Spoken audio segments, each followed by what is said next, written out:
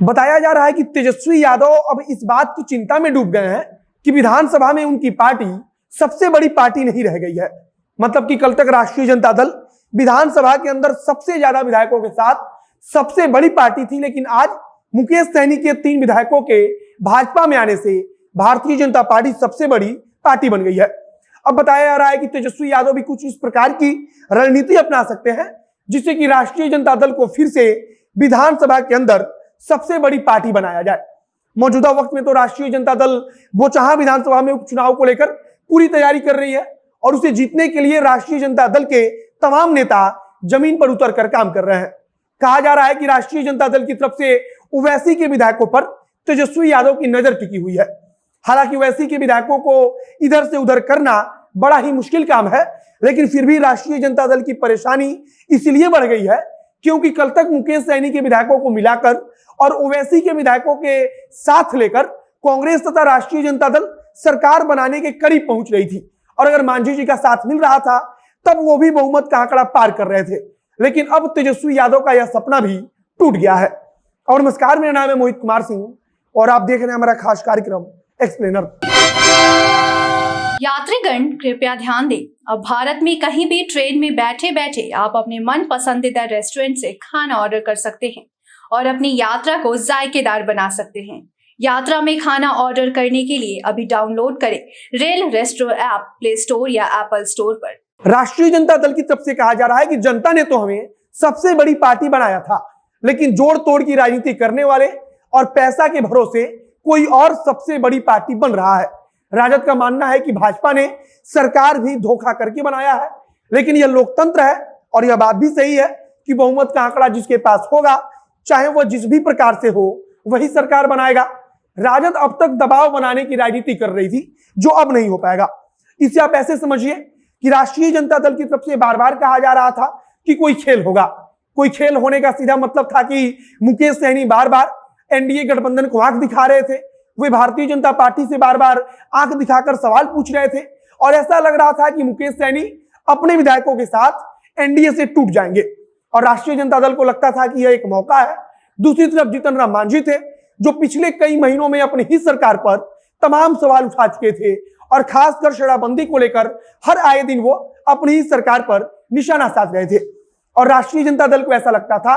कि अगर जीतन राम मांझी और मुकेश सहनी अपने विधायकों के साथ महागठबंधन का हिस्सा बन जाते हैं और ओवैसी के विधायकों को मिलाया जाता है, तब राष्ट्रीय जनता दल और कांग्रेस पार्टी मिलकर महागठबंधन मतलब सरकार बनाने की स्थिति में आ जाएगी। और ऐसा हो भी रहा था कि यह दल एक साथ मिलकर बहुमत के आंकड़े के पास पहुंच रहे थे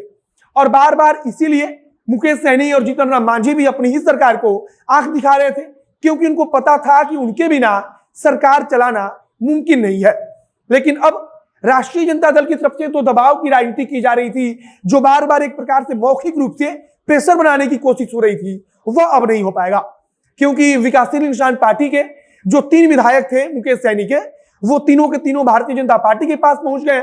और ऐसे में अब केवल जदयू और भारतीय जनता पार्टी मिलकर बहुमत के आंकड़े पर पहुंच गए हैं। मतलब कि अब उनको जीतन राम मांझी की भी जरूरत नहीं है। अब ऐसी स्थिति में जीतन राम मांझी भी एकदम चुप हो गए हैं। उनको भी पता चल चुका है कि अगर मौजूदा समय में हम एनडीए छोड़ भी देंगे, फिर भी हमारे जाने का कोई असर सरकार पर नहीं होने वाला है और भारतीय जनता पार्टी तथा जदयू के एक अभी विधायक को तोड़ना किसी भी पार्टी के लिए लगभग असंभव सा है, क्योंकि भाजपा और जदयू के विधायक इतनी आसानी से टूटने वाले नहीं है। मुकेश सहनी के साथ जो कुछ हुआ उसे देखकर जीतन राम मांझी वैसे भी एकदम चुप हो गए हैं। अब तेजस्वी यादव को कहा जा रहा है कि वे सबसे पहले तो बोचहां में उपचुनाव को लेकर चाहते हैं कि किसी भी प्रकार से राष्ट्रीय जनता दल जीत दर्ज करे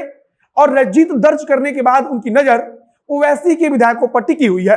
अगर ओवैसी के 5 विधायकों को राष्ट्रीय जनता दल में शामिल करा लिया जाता है, तब जाकर फिर से जो राष्ट्रीय जनता दल है वो विधानसभा के अंदर सबसे बड़ी पार्टी बन जाएगी। मतलब कि भारतीय जनता पार्टी फिर से एक बार इससे पीछे हो जाएगी और इसीलिए कहा जा रहा है कि तेजस्वी यादव की नजर अब ओवैसी के विधायकों पर टिकी हुई है।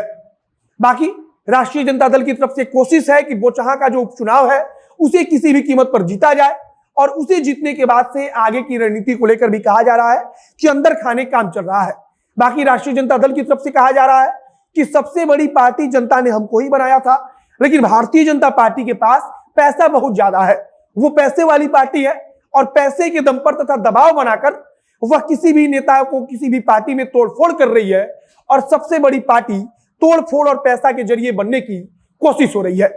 बाकी उपचुनाव की अगर हम बात करें